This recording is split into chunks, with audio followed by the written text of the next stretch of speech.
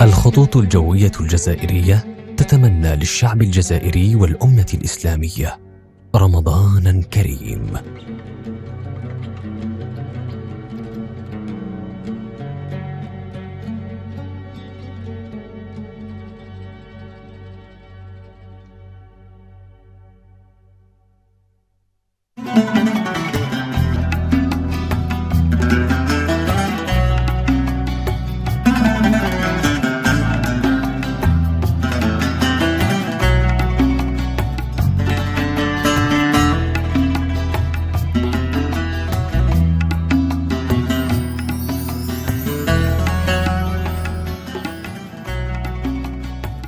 Bonsoir à toutes et à tous, je suis très heureuse de vous retrouver pour ce nouveau numéro de votre talk show Ramadan Prime en direct à pile 22h sur Al24 News. Nous sommes très heureux de vous accompagner, votre talk show auquel vous avez pris l'habitude maintenant tous les soirs de Ramadan à partir de 22h. صحة فطوركم صحة صيامكم وإن شاء الله ربي يتقبل من الجميع. Vous avez pu suivre dimanche, lundi et mardi votre émission en langue arabe et on vous retrouve comme d'habitude les mercredis et jeudis en langue française avec notre équipe qui s'installe comme d'habitude sur le plateau. Nariman Zohor Saadouni, bonsoir. صحة فطورك. Fatima et Sahaf Torek et bonne digestion aussi. Merci beaucoup Nariman. Iman Merad est également parmi nous. Sahaf Torek Iman.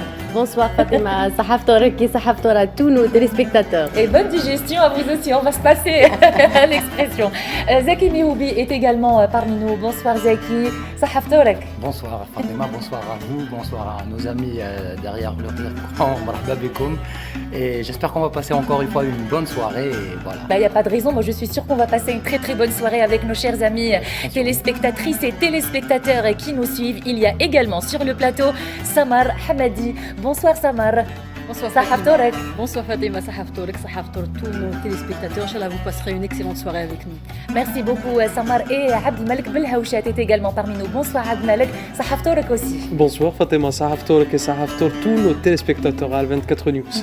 Merci beaucoup les amis d'être là avec nous ce soir comme d'habitude. Et bien, mesdames et messieurs, au sommaire ce soir de votre émission, les productions foisonnent cette année. Vous téléspectateurs avez l'embarras du choix cette saison entre feuilleton, drama, comédie et sitcom. On en débattra ce soir avec nos invités. Ramadan Prime reçoit ce soir le grand et brillant acteur Hassan Kishash ainsi que le grand producteur de Dmour Loulia l'année dernière et de l'Ard cette année, Amr Behloul. Au sommaire également le lancement officiel de l'incubateur de l'école supérieure des beaux-arts baptisé Artis.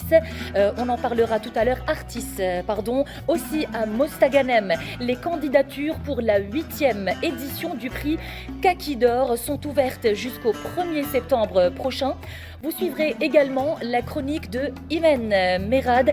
Comment est-ce que les partenariats avec les Instagrammeurs affectent-ils la perception de la marque dont il est question? Quel est l'impact des influenceurs et est-ce que les consommateurs font plutôt confiance à la marque ou aux influenceurs? On ira également dans le close-up ce soir au Soudan, voir l'ambiance du mois sacré ou le mois béni de Ramadan entre solidarité et conflit sur place. Ce sera l'un des reportages que l'on vous proposera ce soir. Ensuite, nous irons voir la grande place qu'occupent les concerts et les spectacles de musique en Algérie, tout genre de musique pendant le mois béni de Ramadan. C'est le menu qui vous attend ce soir, mesdames et messieurs, dans ce nouveau numéro de Ramadan Prime. Et on commence tout de suite avec la première chronique.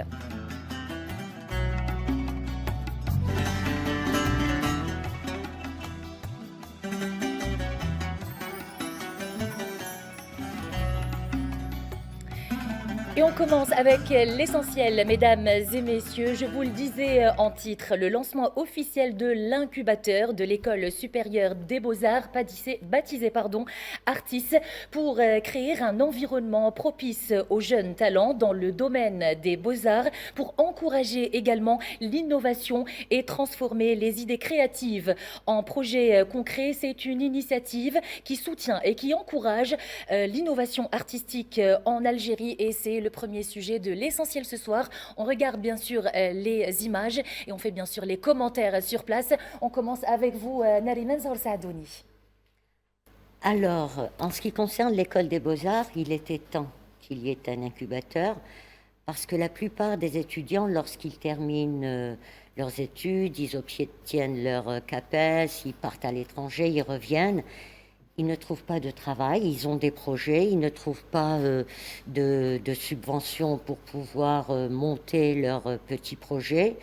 Donc, bienvenue à cet incubateur qui va leur permettre, non seulement dans le cadre de la formation, c'est ce qui est prévu aussi, et ça sera au cas par cas, cette formation. Il y aura des encadreurs aussi également.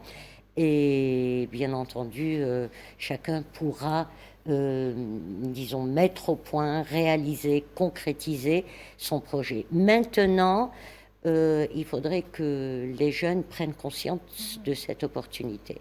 Les étudiants des beaux-arts qui étaient au chômage, qu'est-ce qu'on va en faire maintenant? Parce que la plupart sont soit dans l'enseignement, ils enseignent au collège, soit ils travaillent comme administrateurs. Ils perdent justement cet élan artistique, leur inspiration, cette folie également. Et ils exposent de temps en temps dans une galerie, dans le cadre d'expositions collectives.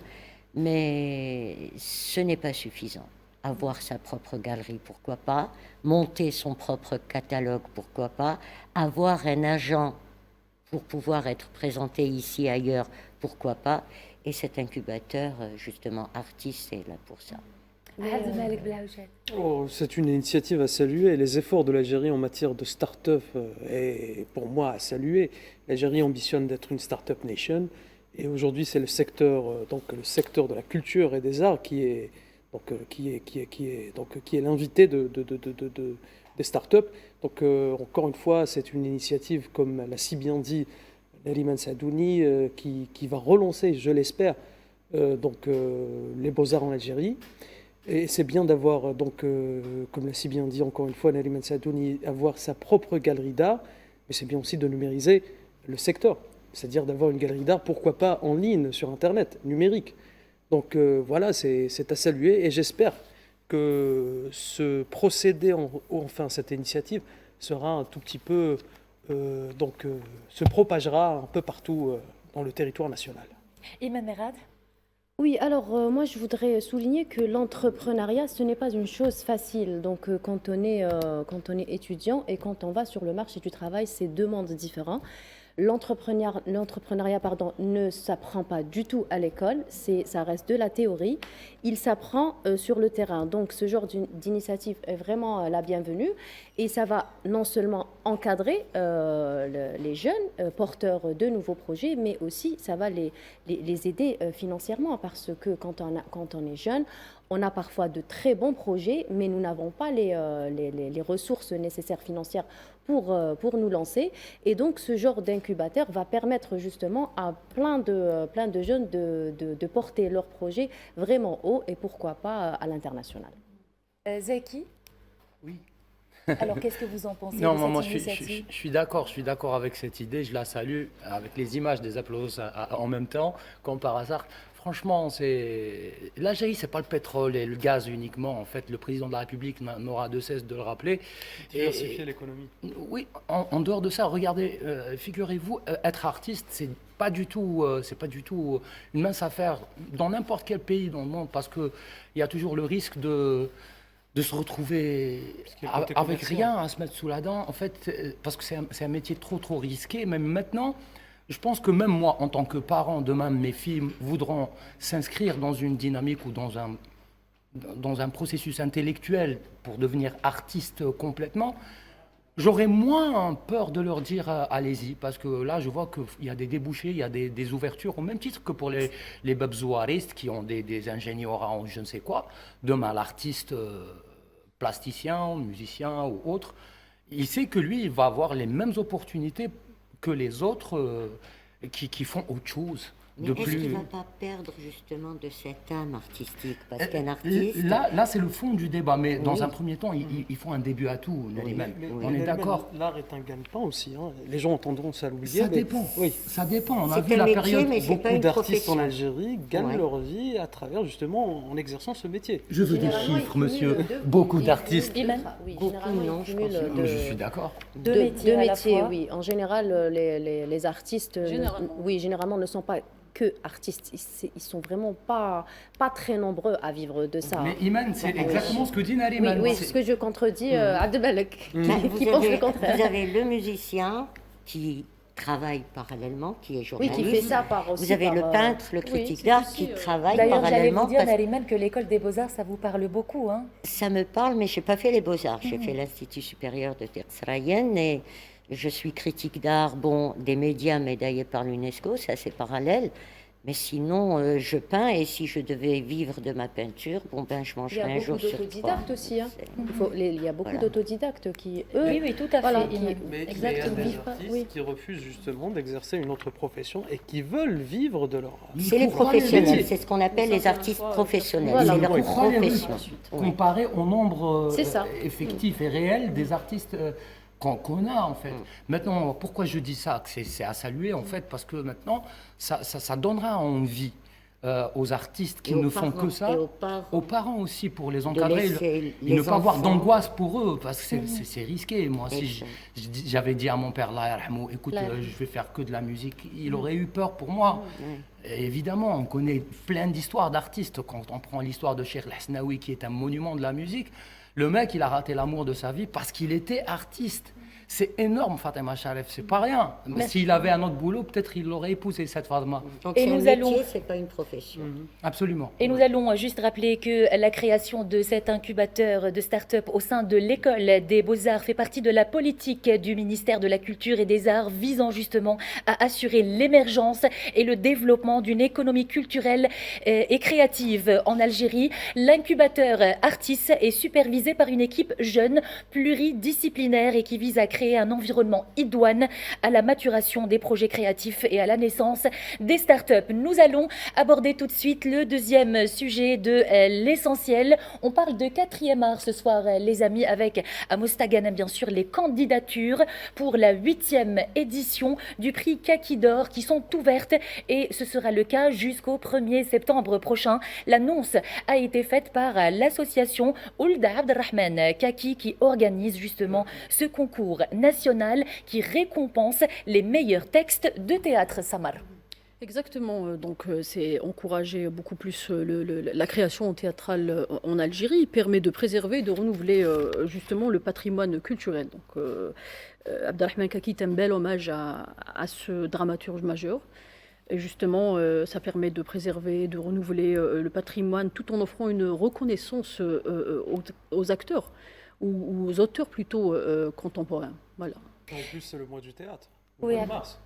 Parce que le 27 mars, c'est la journée internationale du théâtre. Exactement. Donc il y a eu plusieurs, Le 27 justement, mars, oui. plusieurs initiatives. Il y a eu la semaine dernière, c'était, enfin pas la semaine dernière, c'était le 10, si je ne dis pas de bêtises, à Oran, le théâtre régional d'Oran qui a L'hommage à organisé Aloula. l'hommage à Abdelkader Aloula. C'était Et le le 10, oui. lancement, justement, parce qu'on parle du numérique, c'était le lancement d'une plateforme numérique qui regroupe les archives de Abdelkader Aloula. Abdelkader Aloula qui est la personne la plus traduite en Afrique. Ses œuvres ont été traduites partout en Afrique.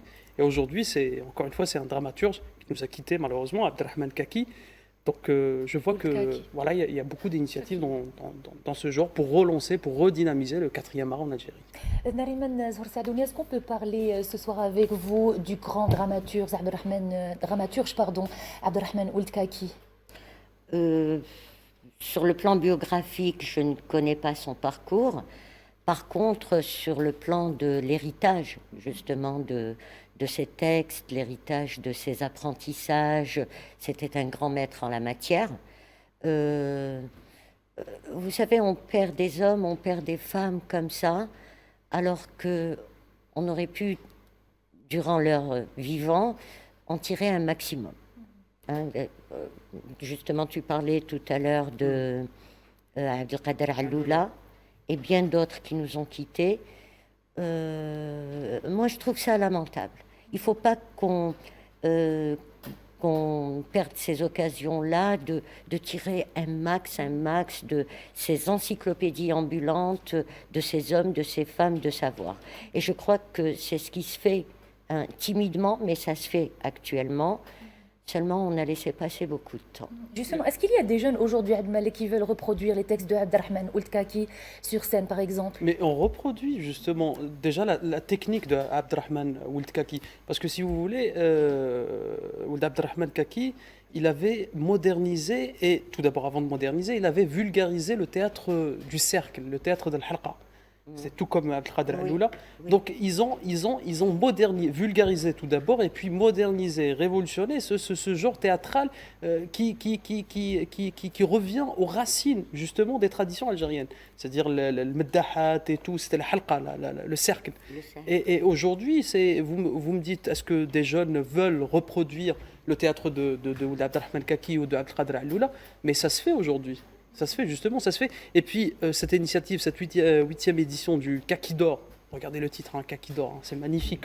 C'est magnifique comme prix, le Kaki d'or. Ça sonne bien à l'oreille. Donc, justement, ça va pousser ces jeunes à étudier ce que Ould Abderrahmane Kaki a fait, qui est natif de Moustaganem justement. Donc, cette chose va soutenir la production artistique et va pousser les jeunes à aimer la planche. Très bien, merci infiniment les amis. C'était donc l'essentiel de ce soir. On a parlé de culture, on passe tout de suite à la chronique de Imen Merad.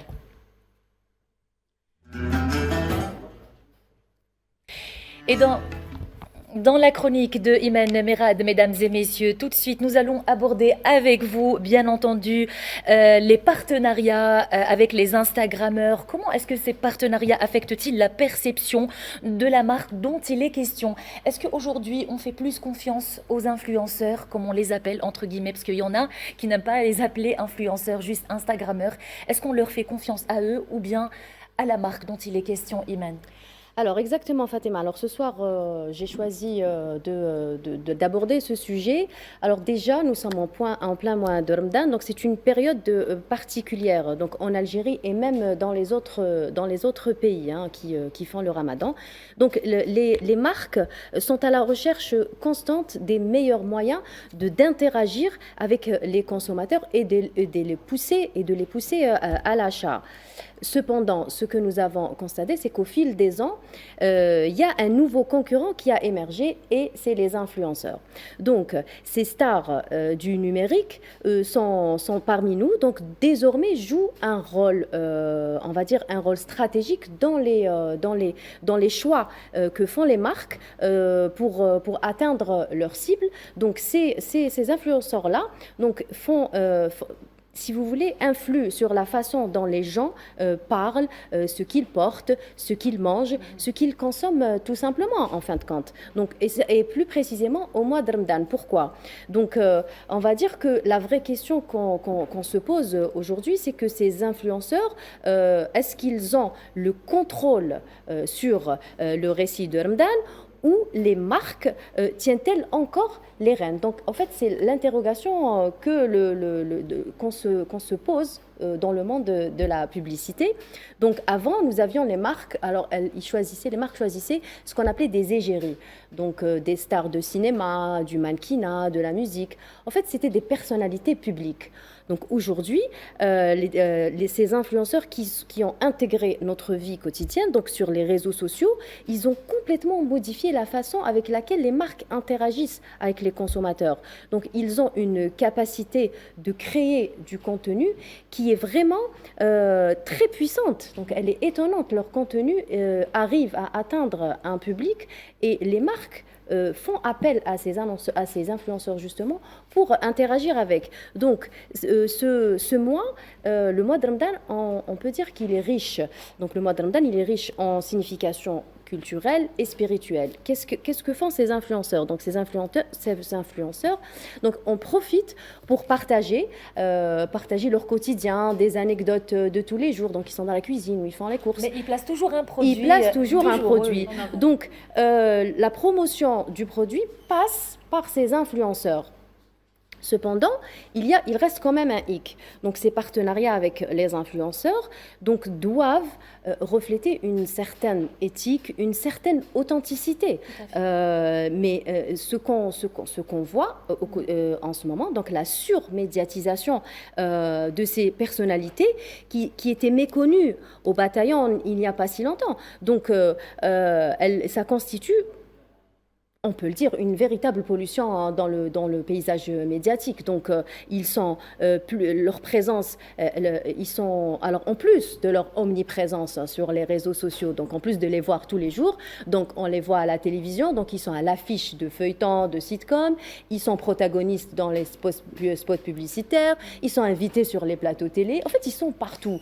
Et donc, on n'arrive pas à différencier l'influenceur d'un autre métier. Donc, il y en a même qui présentent des programmes télévisés où... Vous êtes pour ou contre moi, je n'ai pas à être pour ou contre. Ce qu'il faut comprendre, Fatima, c'est que les influenceurs, ce n'est pas un métier, ce n'est pas des marketeurs. C'est-à-dire qu'il faut l'admettre. Donc, ce sont juste des personnes qui entretiennent donc, des liens avec leur public. Donc, ils ont un lien, ils ont une certaine proximité.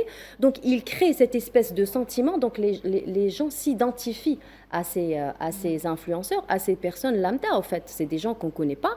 Donc, au mois de Ramadan, c'est une période où les gens, ils sont très récepteurs. Ils sont très attentifs aux messages qu'on leur envoie. Donc, la nuance entre... ce qu'il y a, c'est qu'il y a une nuance entre le taux d'engagement et le taux de conversion. Donc moi, quand je fais appel à un influenceur, ce n'est pas parce qu'il a un nombre d'abonnés ou il a un nombre de vues important que ces vues vont se convertir en achats. Donc au fait, les marques misent sur les influenceurs, mais nous ne savons pas. Enfin, si, nous savons, hein, parce qu'il y a des statistiques, le taux de conversion est très faible. C'est-à-dire qu'on peut liker, moi je peux liker, mais je ne vais pas automatiquement acheter. Donc ça reste juste un like. Donc au final, est-ce qu'on peut dire que les influenceurs sont désormais des acteurs clés du marketing ou les marques ont encore le pouvoir de contrôle? C'est-à-dire, c'est ça la question est là. Moi, je vais dire que la réponse se situe entre les deux. Je vais vous dire, Fatima. Donc, ces stars du web ont indéniablement transformé la façon par laquelle les marques interagissent avec leur public. Donc, en véhiculant une certaine authenticité, une proximité et une profondeur émotionnelle. C'est-à-dire, il faut le dire. Mais cette proximité, si vous voulez, elle est absente dans les spots publicitaires classiques. Donc, on ne la voit pas. C'est un spot, il y a des affiches, il n'y a pas de proximité. Oui. Donc, il n'y a pas de lien. Mais de leur côté, les marques restent quand même essentielles. Donc, pour garantir un socle, un message, donc une stratégie à long terme dont les influenceurs doivent quand même s'imprégner ou, si vous voulez, s'inspirer. Mais on va dire à chacun son métier. Une dernière chose sur laquelle je voudrais insister, donc au-delà de l'impact commercial, il est très important de souligner que ces influenceurs ont un impact direct sur la société. Ça, il est très important de le souligner. Donc, bon ou mauvais soit-il, quelle est donc la ligne rouge à ne pas dépasser? Donc, comment peut-on encadrer ou à la limite anticiper certaines dérives qui nuisent à notre société? Très bien. Et on a 2 minutes pour commenter sur ce que vient de donner Iman Merad. Oui, alors, l'influenceur est plus dans la communication et le spot publicitaire est plus dans l'information. Parce que non, le spot publicitaire, c'est pour vendre. Oui, c'est dans l'information. La publicité, c'est pour vendre. Oui, l'information, c'est-à-dire... pour vendre, c'est pas pour communiquer. Il y a de la communication institutionnelle, c'est tout à fait, tu n'as pas compris ce que je voulais dire. Dans la communication... C'est un tout petit peu son nom même. Oui, alors l'information, c'est-à-dire qu'il y a un émetteur, le récepteur, et justement, il phagocyte tout ce qu'on lui donne, tout ce qu'on lui jette au visage. Par contre, dans la communication, il y a un émetteur et un récepteur qui sont tous les deux actifs. Le récepteur dans l'information est passif, à part, plus tard, il va réagir au produit qui lui sera présenté par les images, le son, etc., du spot monté dans les normes. Et je trouve bien que j'ai donné un peu d'importance à l'influenceur en disant qu'il est dans la communication, je trouve encore une fois... Des choses, hein, il se retrouve acteur des Oui, stratégies marketing. mais le problème, c'est que je trouve que ça manque encore d'éthique. L'éthique, on peut en parler quand il existe une profession, un métier, un diplôme, des études derrière tout ça. L'influenceur, c'est un orateur sauvage. Métier, hein, voilà, c'est un orateur sauvage. Mais C'est mon ami, c'est mon avis, ça n'engage que moi. Peut-être brièvement, Narima, vous ne pensez pas qu'aujourd'hui, il existe des métiers qui ne demandent pas, ou bien qui ne demandent pas de diplôme aujourd'hui, de formation universitaire? Je suis un peu vieux jeu. Non, mais parce que c'est une question à se poser. Hein, ouais. C'est une question. Bien. Oui, donc je te rejoins carrément concernant justement la nuance entre justement un communicant et justement la pub. Tu as raison, à 100% raison. Mais j'aimerais dire que les influenceurs aujourd'hui, pourquoi ils ont autant de succès aujourd'hui, c'est parce qu'ils vendent leur image. Ils ne vendent pas les produits. Non, mais ils font des placements de produits. Et pour répondre un tout petit peu à ta question, brièvement. Tu as dit, est-ce que c'est les marques qui font les influenceurs ou bien les influenceurs qui font les marques? Je peux te dire aujourd'hui, et même que des influenceurs peuvent aujourd'hui détruire des marques. Non, mais tu as posé la question justement.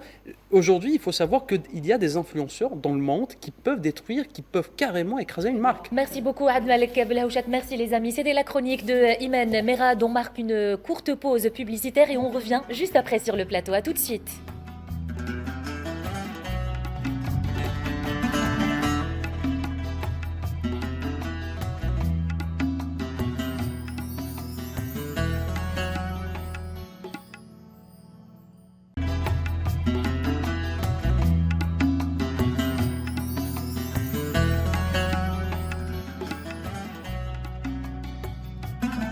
Et on revient pour la deuxième partie de votre talk show Ramadan Prime en direct sur Al24 News. Nous sommes très très heureux de vous tenir compagnie. J'espère que vous êtes en train de passer d'excellents moments d'après le ftour en notre compagnie sur Al24 News. Et comme je vous le disais au début de l'émission, on va parler ce soir lors de notre débat avec les invités des différentes productions qui foisonnent ce mois sacré de Ramadan. Et bien c'est vrai que nous avons l'embarras du choix à travers les différentes chaînes de télévision. Il y a même du théâtre sur les différentes chaînes de la radio nationale, notamment sur la chaîne 1. Alors, on a les feuilletons, on a le drama, les comédies, les sitcoms, les sketchs. Est-ce qu'il y a des caméras cachées cette année? Je n'en ai pas encore vu. Alors, pour en parler ce soir, nous avons deux brillants invités ce soir, mesdames et messieurs, le grand et brillant acteur Hassan Kishash qui est parmi nous ce soir. Bonsoir Hassan, marhaba bik. Bonsoir Fatima, marhaba bik, صحة رمضانكم صحة فطوركم كل عام وانتم بخير. Et Aïcha Kul Aam wa Anta Bkhair également. Nous avons également parmi nous ce soir le grand producteur qui a fait l'année dernière Dmou al-Ouliya et qui revient cette année avec Al Ard. Il s'agit de monsieur Amer Behloul. Bonsoir monsieur Amer Behloul, marhaba bik, صحة رمضانك vous aussi. Bonsoir madame Fatima, صحة رمضانك, صحة رمضانكم. Ça fait plaisir de vous avoir parmi nous Oula, tous les deux en plus. Le plaisir est pour moi. marhaba bikum. Ou Inch'Allah, nous jouons une très belle émission. Alors, nous allons débattre du sujet dans quelques instants avec vous, Hassan et Amer. Et nous allons tout de suite suivre le premier reportage de la deuxième chronique de l'émission. Il s'agit de Close Up. Alors, on part au Soudan ce soir, voir l'ambiance du mois béni de Ramadan entre solidarité et conflit. Le reportage de Maria Chouir.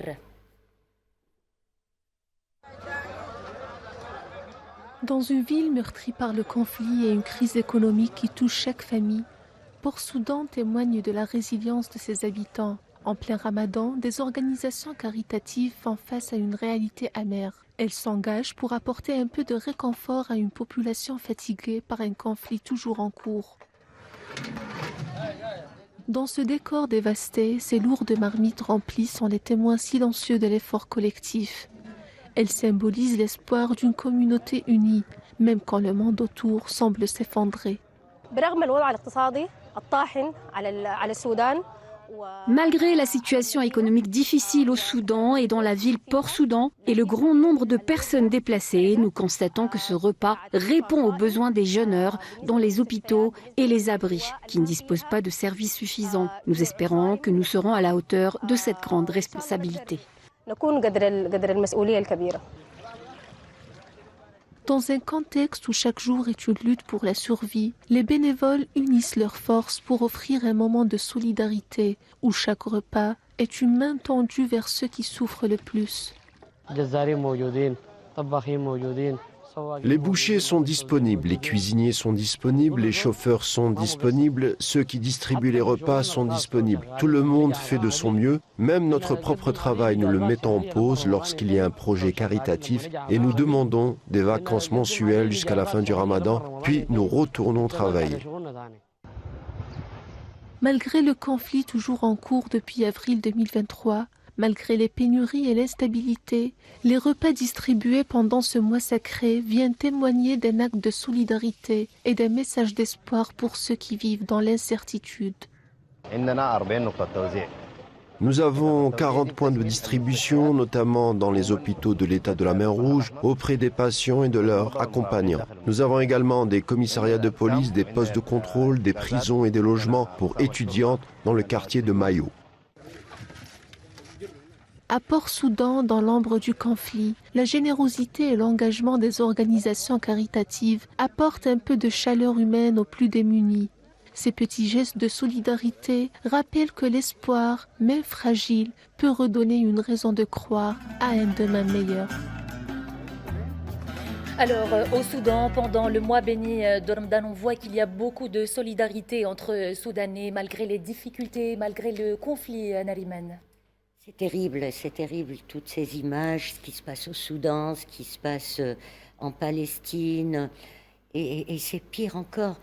Ce qui se passe au Soudan, c'est carrément un génocide dans un génocide. C'est-à-dire que c'est au-delà du conflit, c'est une guerre intestine. C'est le peuple qui se retrouve pris dans un étau entre deux structures qui ne s'entendent pas. Et c'est le peuple qui paye les pots cassés. Je ne sais pas, il y a eu combien de... On est dans les 150 000 victimes. 150 000 victimes. Et on est à 12 millions de déplacés. Combien de déplacés ? 12 millions de déplacés. 12 millions de déplacés. Quoi dire ? Moi, c'est effarant. Pour moi, c'est effarant. Au-delà de ça, c'est la folie. Abdelmalek. C'est encore une fois navrant de voir notre pays arabe, le Soudan, souffrir comme ça, passer un ramadan dans de telles circonstances. Et il faut savoir que chez les Soudanais, le ramadan est plus que sacré. Donc c'est plus que sacré. Et encore une fois, c'est ce conflit qui fait endurer à la population soudanaise un cauchemar au quotidien. Donc, comme l'a si bien dit Samar, c'est plus de 12 millions de déplacés, 150 000 victimes depuis 2023, parce que le conflit a éclaté entre 2023, même si le conflit était bien avant 2023. Et pour Soudan, c'est l'une des zones les plus touchées par le conflit. Khartoum, pour Soudan, le Darfour, tu as le Darfour et Kordofan.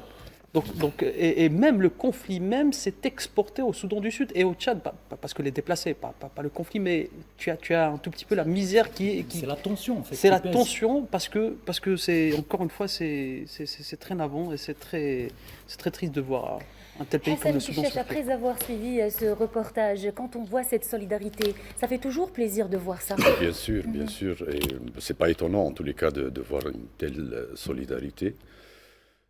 Parce que déjà, le Soudan, c'est un grand pays. Et ce qui fait mal au cœur, c'est qu'un grand pays avec beaucoup de potentiel, un pays riche, très riche même, et il était appelé à émerger, mais il se retrouve dans une guerre civile, pratiquement entre deux factions ou plusieurs, je ne sais pas maintenant ce qu'il y a une guerre. Et à tous les Soudanais qui peuvent décider de dire est-ce que vous voulez choisir la voie de la paix ou la voie de la guerre. Parce que finalement, depuis des années, c'est pas récent, ça remonte à très longtemps, le conflit au Soudan. Et la guerre, qu'est-ce qu'elle a ramené ? Que la misère et des victimes innocentes et la destruction du pays.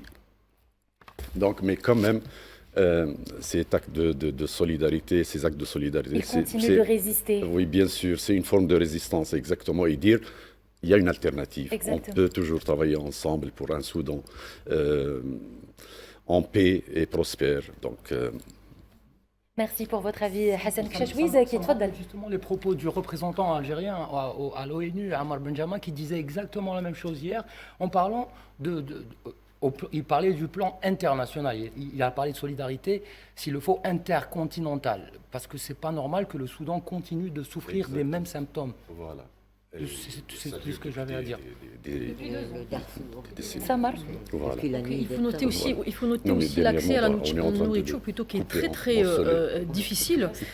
Au rassemblement aussi, on a un problème de rassemblement, mais on salue quand même, comme on vient de voir dans ce reportage, on salue quand même l'effort des Soudanais, on salue quand même cette solidarité, ces Soudanais-là qui s'efforcent justement à préparer des plats, à préserver leur tradition, à maintenir cette solidarité, on peut dire cette petite stabilité. Voilà. Ammar Bahloul, est-ce que vous aimez la musique ? On a envie de découvrir ce que vous aimez ce soir. Bien sûr. Très bien. Alors, vous savez très bien que pendant le mois béni de Ramadan, il y a énormément de concerts qui sont proposés aux citoyens, des soirées after al-ftour. Donc, c'est sur, bien sûr, les 4 coins du pays, au nord, sud, est et ouest. Plein de concerts sont proposés. Nous allons voir ce qui se passe sur le terrain à travers ce reportage de Fellah Leili et on revient juste après.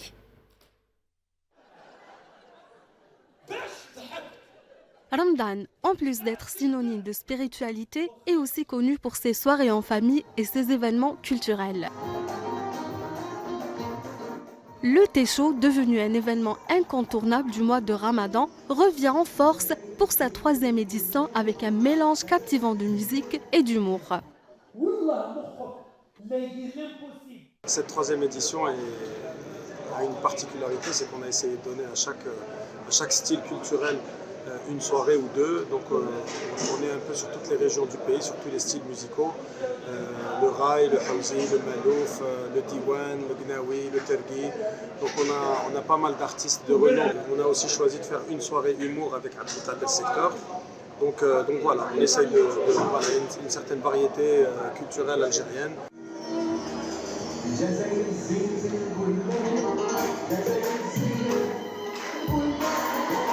Hamidou, la star de la chanson algérienne, a enchanté le public algérois avec du hawzi, passant par le sha'bi et quelques chants occidentaux.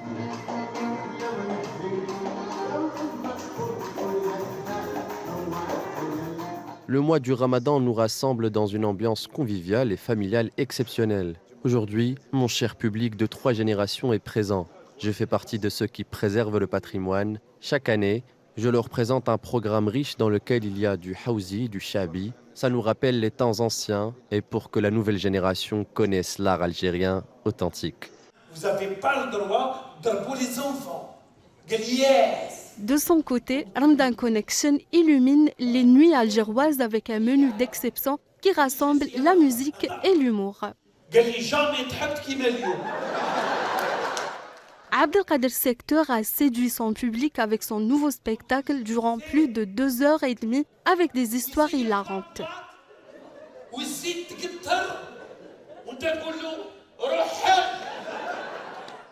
Avant mon arrivée en Algérie, tous les tickets étaient vendus.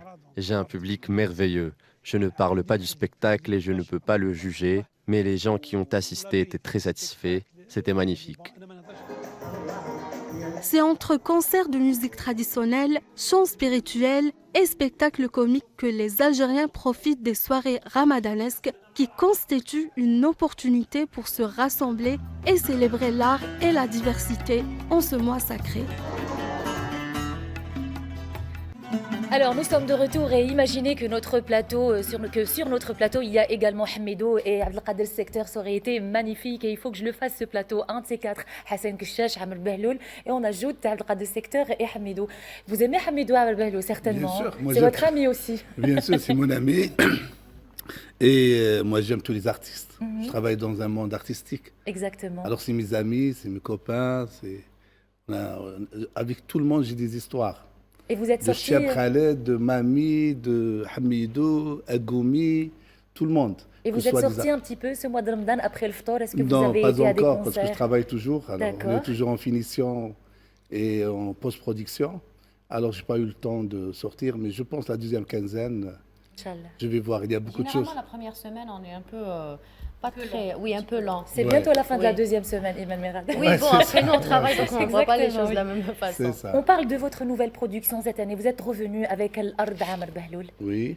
Ça passe sur Samira TV. Oui, c'est ça. C'est un feuilleton un peu différent. C'est un feuilleton qui parle de l'histoire aussi, qui parle de l'actualité. C'est un feuilleton qui a plein de valeurs. C'est un feuilleton que les conflits sont dans l'actualité, mais qui vient de l'histoire. C'est des conflits, c'est vrai, de famille algérienne à la campagne. C'est différent un peu par rapport à la ville. Déjà, on est dans une chaîne internationale, ça fait plaisir de parler de ce feuilleton parce que ça rentre en ça. Ça rentre en la promotion de notre pays, des valeurs, de la culture et même de la nature de notre pays. On a vu des belles séquences, on a vu notre richesse culturelle et naturelle aussi. C'était l'objectif du feuilleton, retourner aux sources. Et nous avons parlé d'Al-Ard hier aussi. Nous avions sur le plateau Iman Noël et Mustafa Larabi. Ils étaient là avec nous. Votre nouveau rôle cette année, Hassan Kchash? Oui, Morad qui est différent bien sûr à chaque fois pour un comédien, je crois, choisir le registre qui diffère, tenter d'exploiter de nouveaux terrains. Donc actuellement, Morad, c'est le prof d'université, biologiste, qui a quitté chez lui pour aller faire ses études à Alger. Et il y a une partie de sa vie qui est passée à Alger, il s'est marié. Au moment où il y avait où la famille a planifié tout un programme, toute une série d'événements pour lui, se marier avec sa cousine. C'est comme on a l'habitude de planifier la vie de nos enfants. Voilà les alliances et tout. Mais lui, non, il choisit de quitter. Mais à certains moments, il se retrouve devant une réalité. Mais finalement, qu'est-ce que je suis en train de faire en dehors de l'enseignement? Je dois profiter de mes études à mon environnement. Et l'idée vient de récupérer la souche originale du blé. Et c'est ça l'idée. Et là, le feuilleton oppose deux visions. Morad, qui avec un projet d'investissement et de retour à la souche, aux valeurs, et une autre vision que non, on a envie de gagner rapidement, facilement. Et ce sont une confrontation entre deux visions en réalité. C'est une lecture au deuxième degré, bien sûr sur une trame des histoires sociales, de jalousie, mariage, déception, trahison, tous les ingrédients y sont. Et donc je suis content de ce nouveau rôle. D'interpréter ce rôle, surtout je récidive avec la même équipe, avec Amer comme Ghosto Prod, Najib Oulbsir, Rabah Slimani, scénariste. Et vous avez vu le casting, vraiment, il y a tout le monde, c'est des personnes du talent. Et notre ambition, c'est proposer une vision nouvelle et une histoire nouvelle, tout en gardant les ingrédients du suspense et des événements qui font véhiculer ou faire avancer le récit. Bon, maintenant, je ne vais pas dire plus concernant les faits, mais il y a des rebondissements à chaque fois. Peut-être une autre question pour Amr Bahloul. Quelle est l'importance du traitement de la thématique du traitement dramatique de la thématique de la terre dans votre feuilleton, Amr? Mais la terre pour nous, c'est l'Algérie. La terre pour nous, c'est notre histoire. Très bien. La terre pour nous, c'est un message subliminal. Bien sûr, nous on a fait une révolution. Pourquoi? Pour récupérer notre terre, pour récupérer nos valeurs, pour récupérer notre identité. On comprend ça au premier épisode.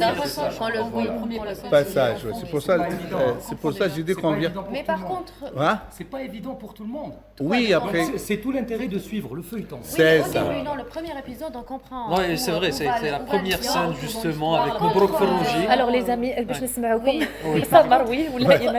exactement, oui. Mais moi, je voudrais justement soulever un point important, c'est-à-dire qu'il y a beaucoup de personnages. Donc là, on est au 12 jours. Oui, 12e jour. Et je vous avoue que nous, à la maison, donc on suit Al-Ard, et il y a des personnages, on ne sait pas qui est qui. En fait, voilà, c'est-à-dire que, par exemple, le petit enfant peut-être. Non, celui qui vit avec, j'ai oublié son nom. Choukri. Misbah. Non, oui. Misbah Qui avec vit sa avec femme nous. et ses C'est qui? enfants. C'est qui? C'est une famille, on a cette tradition qui existe dans la campagne ou même dans le sud, ou peut-être même ici à Alger, c'est une famille adoptive. C'est des gens Voilà, qui ont donc on travaillé, comprend pas. voilà, qui ont C'est-à-dire qu'il y a travaillé pas chez de- la famille il y a pas de et ils détails. deviennent membres de la, famille C'est ça. de la Donc famille on s'est par dit la c'est suite. le père, c'est Prochaine l'oncle. Et il y a eu tout un débat autour de ça, moi je vous dis la vérité. Et- Mais après, il y a 26 épisodes. Oui, mais Si là on est au dit tout- 12. Non, non, si mais on dit tout- c'est-à-dire que si au 12e épisode, on n'arrive pas à identifier qui est qui, ça nous perturbe un peu. Mais après, il y a... Donc on essaye un peu de reconstituer ce qu'on a vu hier, ce qu'on a vu avant-hier. Tu es jalouse parce Donc, qu'il y a eu 1 million de vues pour la première. Oui, voilà, je suis jaloux. Amr Behloul, oui, Amr. Parce qu'il y a Misbah qui a dit... Vous parlez de Misbah, la Oui, famille. oui, voilà. Misbah avec son épouse. Et il y a la fille. Et la fille La et famille. son fils. C'est une famille qui son vit fils. chez Il y a le nous. frère, C'est non? ça. Il y a un frère. Il y a un frère, non? Oui, le frère. Une famille, frère le qui veut père, la épouser, maman, je sais C'est ça. Voilà, garçon ok. et fille. Voilà. Ils ont grandi chez nous depuis longtemps. D'ailleurs, je Parce les que appelais Misbah, toujours il comme mon travaillait frère, avec comme ma Philippe. sœur. J'ai dit toujours ça. Et il y a un respect, on les considère avec le temps, adopté qui comme des membres de la famille. Donc, ça devient comme des membres de la famille. Si certains détails ne sont pas clairs au début, peut-être des fois c'est voulu dans l'écriture, on donne les informations Peu à peu. peu à peu. Comme vous dites, Donc, créer petit à le petit. flou artistique.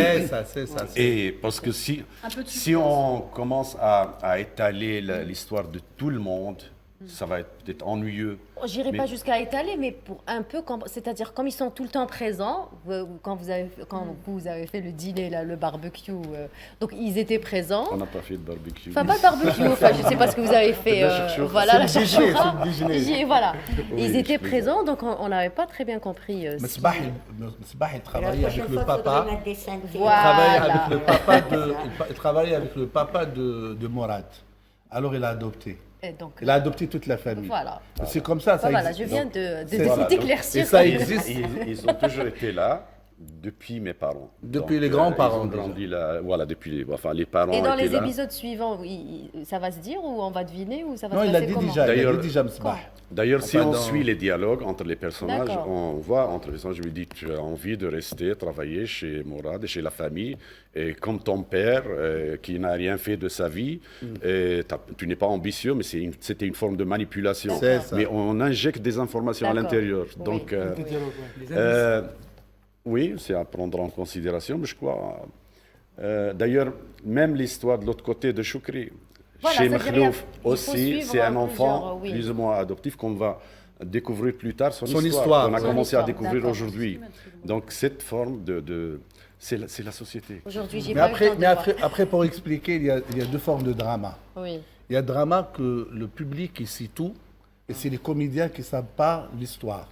Alors nous, on sait c'est quoi l'histoire, avec qui a fait quoi pour l'autre, mais les comédiens ne savent pas. Et nous, on attend comment les connexions vont se faire à l'avenir. Il y a un autre drama, c'est que le public ne sait rien, il découvre avec le temps. C'est pour ça, nous, on a 26 épisodes, flashbacks, et on laisse le public deviner avec le temps. Très bien. Mais découvrir avec le temps. Mais vous me dites que, voilà, c'est vrai, notre public, il a l'habitude de rentrer directement dans l'histoire. Oui, c'est vrai. Je pense que c'est notre forme de drama. Alors, Abdelmalek ou Zaki? D'accord, peut-être une première question. C'est l'écriture de la série. Mhm. Donc justement, c'est...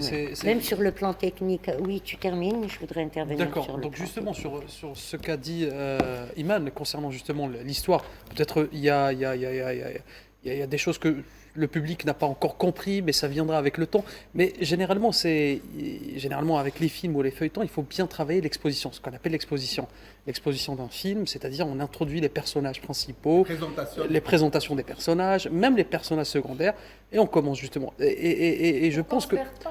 Pour qu'on ne se perde pas. Et justement, je pense que ce n'est pas le cas de l'Ard, parce que l'Ard a commencé avec un flashback qui démontre très bien la thématique, la problématique et les connectivités entre les personnages. Mais tu as abordé ce sujet, il y a pas mal de feuilletons en ce moment où on ne comprend rien parce que l'exposition n'a pas été bien faite. Donc justement, c'est ça la problématique. C'est comme un puzzle. Il y a des choix dans le drama, dans l'écriture, il y a des choix. Oui. Après, si vous exposez, mais on peut pas l'intrigue dès le premier épisode, ça c'est un choix. Après, non, l'intrigue c'est une chose et l'exposition c'est une autre chose. Non, Exposer la présentation, l'exposition c'est la présentation des personnages. Ça se fait en 2, 3, 4, 5 épisodes, c'est normal, parce que surtout un feuilleton qui est allé sur 26 épisodes, il faut au moins, avoir le temps d'arriver jusqu'aux 26 épisodes. Sinon... on est en train de suivre 3 générations qui sont ensemble dans le film. C'est ça. La génération de l'Akhdar qui reste, et de Ammar, et du père de Makhlouf qu'on ne le trouve pas, et de mon père, Taïeb, qui ont fait la révolution ensemble, les 4 amis. Et l'Arabie, ton grand-père. L'Arabie, c'est la... Voilà, déjà, il y a 4 familles. Il y a 4. Voilà. C'est ça, mais tout ça... On a vu les 3 familles. Ammar, il a une famille, et son drame, on vient de le découvrir aujourd'hui. Oui, donc on découvre que son fils, je peux le dire parce qu'on l'a vu aujourd'hui, c'est Choukri. Et qu'il a caché son identité parce qu'il y a toute une histoire, on ne va pas la raconter, elle est dans le film. Donc il y a 4 familles, la première génération, les enfants, nous, et les petits-enfants, les jeunes, Rim et Walid et les Faiza, autres. Brahim. Donc voilà, Faiza, Brahim, ça c'est les 4. Dans ces 3 générations, il y a des chevauchements. Il y a des familles qui sont entremêlées, qui ont vécu comme ça et comme ça. D'ailleurs, on peut voir ça. Hassan Keshash, il y a également la thématique de la semence dans le feuilleton. Est-ce qu'il y a une symbolique derrière cette thématique, Hassan? La semence, je ne sais pas. Maintenant, le choix du blé, le blé avec la symbolique du blé. Elle peut résumer toutes les symboliques, toutes les autres. Et pourquoi pas les générations. D'ailleurs, on va voir aussi dans d'autres séquences, on va raconter un peu plus dans ça. Je n'ai pas envie de parler, mais les informations sont données petit à petit selon les circonstances et l'occasion qui permet d'injecter de nouvelles informations et de compléter le puzzle.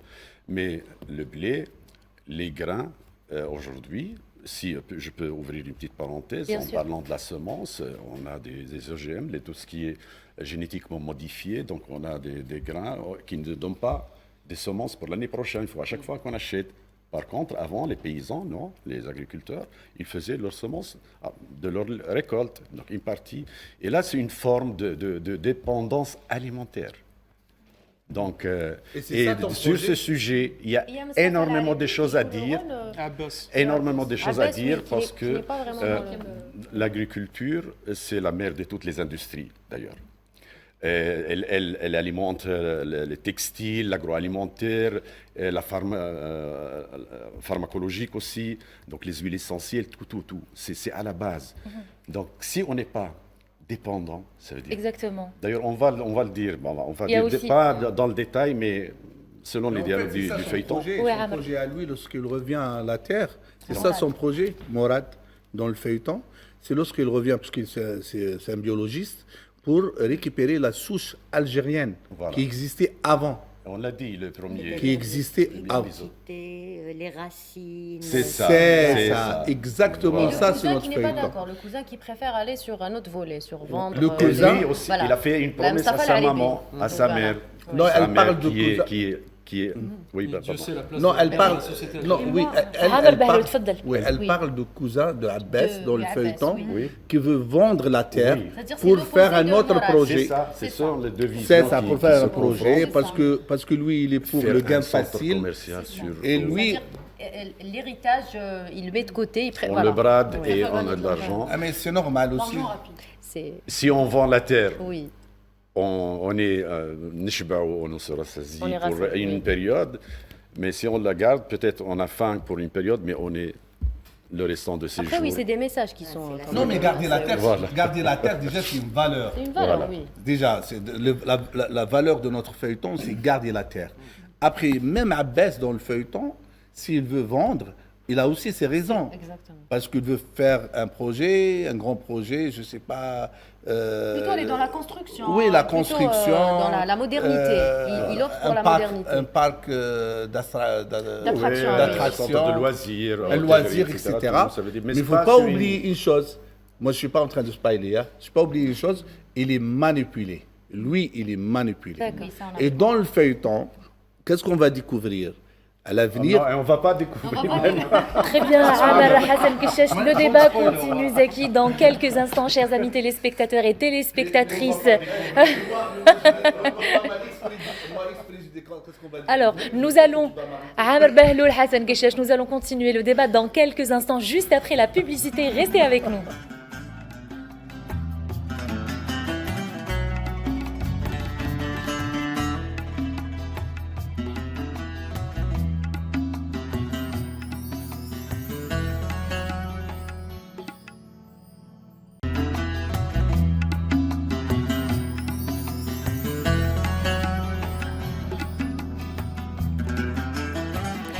Et on est de retour pour votre troisième partie du talk show, je perds mon latin, Ramadan Prime sur Al24 News, avec ce débat très enrichissant en compagnie de nos chers invités Hassan Keshesh et Amar Bahloul. Alors Samar, une intervention? Oui, j'aimerais poser une question à monsieur Amar Bahloul. Donc, vous êtes un grand producteur algérien, vous avez plusieurs productions dans l'émission, la grande émission musicale, plutôt émission musicale Al-Han wa Shabab. Donc, une compétition de chant visant à découvrir de nouveaux talents en Algérie. Tout le monde connaît Al-Han wa Shabab. Vous avez aussi une riche expérience dans la production cinématographique en Algérie, le drama. Moi, j'aimerais poser une question un petit peu générale en sortant un petit peu de feuilleton Al-Ard, parce que vous avez plusieurs productions. Donc, comment décririez-vous l'évolution du drama algérien, surtout ces dernières années? Déjà, on dit alhamdoulilah parce que maintenant, on a un vrai drama. On a des grandes productions, techniquement déjà, sont bien faites. Les sujets sont différents, c'est bien aussi. Moi, je pense que cette évolution, on a toujours eu de drama à la télévision algérienne. Pour ne pas dire que ces dernières années, depuis Fizzaz, depuis Mustafa Badi, Allah yarhamou, depuis... et on a vu des grands feuilletons à l'époque. Ces derniers temps, je pense que c'est l'évolution technique. Maintenant, on maîtrise très très bien la technique. On maîtrise très très bien aussi les sujets. Maintenant, on peut dire on ressemble à pas mal de dramas dans le monde arabe. Amar Bahloul, je vais vous interrompre juste quelques secondes pour informer nos chers téléspectateurs qu'on est en train de suivre en même temps les coulisses du tournage de votre feuilleton, du feuilleton Al-Ard. Ok. Alors, moi, je suis très content que Drama arrive à cette position maintenant, que les Algériens, je pense, avant 5 ans, 6 ans, même 10 ans, voyez dans la télé, mois de Ramadan, des feuilletons turcs ou bien des feuilletons syriens, même des feuilletons égyptiens à l'époque. Mais maintenant, il n'y a que les feuilletons algériens. Ça, c'est déjà un bon point pour le drama. Deuxièmement, on a des stars maintenant, comme Hassan Keshesh, comme l'Aribi, comme on a beaucoup de stars qu'on peut dire que voilà, on peut véhiculer nos messages à travers le drama algérien pour l'extérieur. Ça, c'était important. Maintenant, peut-être notre objectif, c'est exporter notre drama, ça veut dire exporter notre feuilleton à l'étranger. Peut-être, moi je pense, peut-être il faut un peu de temps, parce qu'il faut qu'on maîtrise les scénarios beaucoup plus, que ce soit pas des scénarios locaux, c'est des scénarios internationaux qui peuvent intéresser le monde arabe ou bien africain, ou pourquoi pas. L'année dernière, on a eu un titre au Sénégal. Ça veut dire qu'il y a des gens qui s'intéressent à notre drama. Le titre, c'était le meilleur comédien, Hassan Keshesh. Et c'est pour ça, moi, je peux résumer que notre drama, à l'instant, actuellement, elle peut aller loin. C'est après, on s'investit plus d'argent, plus de moyens. Dans l'écriture, on fait des ateliers, on fait des vrais scénarios bien faits, etc. Je pense qu'on peut aller loin dans notre drama. Si on parle du feuilleton Masha'al, par exemple, il a été diffusé dans plusieurs chaînes arabes. Masha'al, c'était une coproduction algérienne-tunisienne. Il a fait un grand succès, Masha'al aussi. Non, mais tous les feuilletons algériens ils ont fait de grands succès. Après, Machal, il a été doublé. Nous, on veut pas. Nous, on est contre le doublage. Il a été doublé, oui. Ouais, si on peut doubler même. Il y avait Yemma qui a fait un grand succès. Il y avait Malolia, il y avait Dama, il y avait Oulad Halal, il y avait le Khawa. Il y avait beaucoup de feuilletons qu'ils ont fait. Et cette année aussi, on voit les feuilletons qui existent. Maintenant, on a 7 ou 8 feuilletons, que ce soit le Firaq ou bien le Fête اللي فات, Bnat al-Mahrousa, Sid Rijal, Tab'a. On a beaucoup de feuilletons, c'est des sujets différents, c'est des grands. Un sous-titrage. Ouais. Après, moi je pense moi je suis contre. Après, ça c'est ma position à moi, je suis contre. Pourquoi? Parce que pourquoi nous, on a appris l'égyptien à travers leurs feuilletons. On n'a pas fait des sous-titrages. On n'a pas fait des sous-titrages aussi pour les feuilletons syriens, malgré c'est des dialectes. Nous aussi, on a notre dialecte. Après, vous me dites peut-être il ne faut pas mettre le français dans notre dialecte. Ça, je suis d'accord. Mais après, notre dialecte, il est en arabe. Notre arabe à nous. Il faut respecter. Très compréhensible. Bien sûr, il faut exporter comme ça. Parce que lorsqu'on parle de la langue, à chaque fois on dit la langue c'est un obstacle. C'est pas un obstacle. Pour le rail, c'est pas un obstacle. Il y a les Égyptiens, les Syriens, les Libanais. Lorsqu'ils écoutent Khaled ou Mami, ils écoutent comme avec son dialecte et avec sa langue. Alors c'est la force, moi je pense.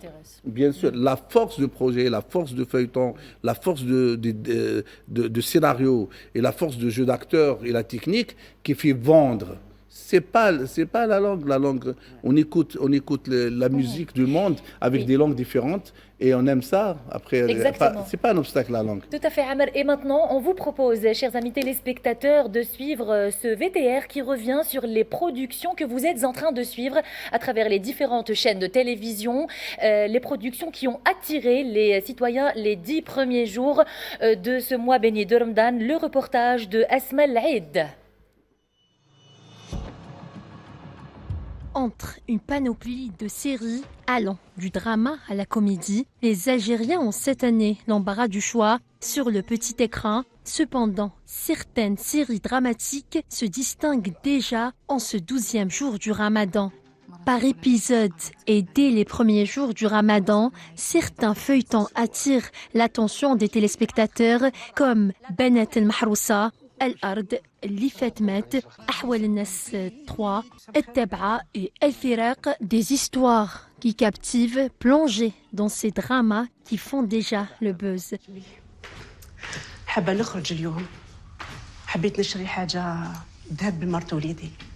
Bnat al-Mahrousa, une série diffusée sur Ashourouk TV, suit le destin de 3 étudiantes universitaires confrontées à une vague de crimes inexpliqués dans leur quartier, portés par des figures emblématiques du petit écran algérien comme Abdelkader Djriou, Souhila Ma'allem et Lydia Chabout. Al-Ard s'annonce comme l'un des projets les plus ambitieux de l'année 2025, réalisé par Najib Oulbsir. Ce feuilleton réunit des figures emblématiques du cinéma et de la télévision algérienne, dont à l'affiche Hassan Keshash, Mustafa Al-Aribi, Iman Nouel et Sid Ahmed Agouni, diffusé sur Samira TV. Ahwal Nas 3, une série ramadanesque qui revient pour une 3e saison attendue. Cette série sociale dresse un portrait de la société algérienne entre tradition et modernité, diffusée sur Al-Hayat TV. Et Elli Fetmet, comédie et drame au rendez-vous. Et ce Ramadan 2025 sur One TV, Samia Meziane, Sarah La'lama, Ali Namous et Mustafa Al-Aribi se partagent l'affiche dans Elli Fetmet, une série qui mêle humour et émotion, réalisée par Karim Moussaoui. وين راكي رايحه يما؟ راني عطا ديسبونسير نجيب بطاطا عاد خلصت لي. الهادي دكتور علاش ما مشي يهضر؟ Des séries qui semblent satisfaire un public exigeant en proposant une offre diversifiée de sujets avec une amélioration tant du contenu que des aspects techniques. La saison dramatique du Ramadan 2025 est marquée par d'énormes productions et avec la participation des plus brillantes stars de la scène artistique algérienne. وش الدنيا هاد الهضرة؟ خلاص بنتي خلاص. إلا محمد رسول الله. On a vu un petit peu à travers ce récit les différentes productions que vous proposent les différentes chaînes de télévision et ce que suivent également les citoyens, Imen. Oui, alors moi je voulais rebondir, c'est ce que vous aviez dit juste avant ce qu'on vient de voir.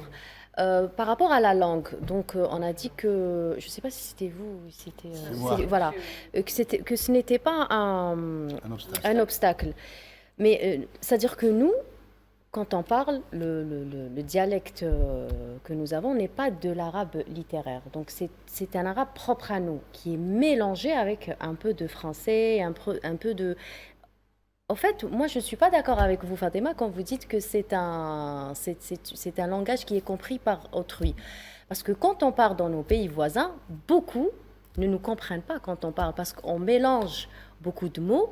Et je pense que que la difficulté résiderait ici. On ne pourrait pas se faire comprendre avec ce langage-là. C'est-à-dire que la derja ne peut pas être comprise. Moi, je voulais dire, si on enlève... Vous avez compris ce que je veux dire. Moi, je voulais dire, si on enlève les mots en français, c'est très compliqué. Non, mais dans les dialogues, il y a toujours un, deux, trois, quatre mots. Moi, je parlais de l'avenir. Moi, je parlais de l'avenir. J'ai dit, si on veut vraiment exporter, il faut travailler le scénario et dans les dialogues, il faut enlever les mots en français. Parce que maintenant, on voit des films de Syriens et même des films de pays de Golfe. Mes enfants ne comprennent pas. Oui. Moi, je comprends parce que moi, j'ai été élevé. Moi, je ne comprends pas, par exemple. Moi, j'ai été élevé, j'étais habitué parce que j'ai vu des films égyptiens, des films syriens, des films... Et là, j'ai appris la langue à travers des films. Et c'est comme ça, il faut exporter avec notre langue. Exactement. Si on veut exporter, il suffit juste d'enlever le français de notre dialecte. Tout à fait, Amr. Nariman, Fadli. Oui, alors je voudrais intervenir sur le plan technique. Quand on voit, je reviens à l'art, puisque nous avons le privilège et la chance d'avoir deux invités de marque qui représentent l'art d'aujourd'hui. Voilà. Donc en plus de la symbolique, en plus de tout ce que ça engendre comme projection, parce qu'on se retrouve quelque part, l'art c'est nous, les acteurs c'est nous, c'est notre vie, et l'impact de l'image est très fort sur le téléspectateur, qu'on le veuille ou non. Par contre, sur le plan technique, on sent qu'il y a un travail, on sent qu'il y a un directeur photo derrière tout ça. On sent qu'il y a, je ne sais pas s'il y a ou il n'y a pas, un étalonnage sur le plan de l'image et même sur le plan de... C'est-à-dire que c'est un travail artistique et esthétique à la fois. C'est au-delà d'un film ou d'une série, c'est une œuvre d'art. C'est une œuvre d'art. Voilà. C'est beaucoup plus travaillé comme on est dans le cinéma. Exact. Parce que même la technique qu'on a utilisée, les caméras, on le sent. Caméras Alexa, avec des Master Prime, des objectifs de cinéma. On a pris, après, la nature nous a aidés, parce qu'on travaille dans la campagne, tout est beau, etc. La lumière, mais je pense, dans le volet technique, alhamdoulilah, on a réussi notre challenge. C'est choisi aussi, ça veut dire dans l'image, qu'est-ce qu'on a envie de donner comme atmosphère. Donc le choix des couleurs, c'est la terre, c'est le vert qui prédomine, c'est le couleur terre. Les clairs-obscurs, beaucoup sur la, les clairs-obscurs. La musique qui accompagne, qui doit aussi renforcer l'histoire. Donc il y a plusieurs éléments qui ont... La musique qui épouse toutes les situations. La musique qui accompagne les images doit épouser toutes les situations. Voilà, bien donc sûr. chaque séquence, même on peut parler d'une musique de séquence, mais c'est plusieurs éléments qui vont au service de l'épisode, de la narration surtout, de l'histoire, qui renforce un peu le narratif. Et donc le côté technique, oui, on a utilisé même les drones. Il y a des vues aériennes qui sont magnifiques. D'ailleurs, les échos ils sont extraordinaires, des gens qui ils envoient. Mais il faut que la technique et l'artistique, ça veut dire Joignent. en parallèle, Ouais. c'est la technique au service de l'histoire. Exact. Donc c'est un ensemble d'éléments qui vont que on présente une histoire avec un vecteur, un porteur qui est beau et qui est attractif. Hassan Keshesh, on a vu à travers le VTR différentes productions, différents titres qui sont proposés aux citoyens. À part l'Ard, vous en tant que citoyen algérien, à part l'Ard, qu'est-ce que vous avez apprécié ces 12 premiers jours du mois de Ramadan? Pas encore.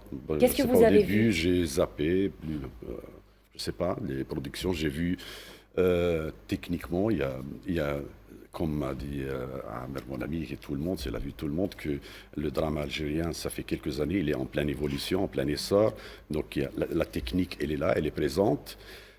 La deuxième remarque, c'est pratiquement tous les réalisateurs, c'est des jeunes. Donc il y a toute une génération qui est en train de récupérer le drama, qui est en train de faire des propositions artistiques.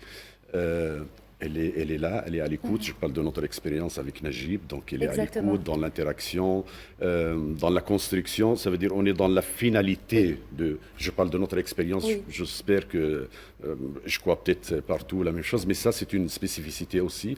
Mais je n'ai pas eu le temps de voir dans le détail. C'est pas évident. Il y a entre drama et comédie, il y a beaucoup de... Et vous venez d'évoquer un nom, il s'agit de Najib Oulbsir. Alors, pourquoi toujours le choix de Najib Amer Bahloul? Il vous a réalisé l'année dernière Moualoulia, qui a connu un énorme succès. Cette année, il est de retour, toujours avec vous, la même équipe, pour Al-Ard. Pourquoi ce choix, Amer Bahloul?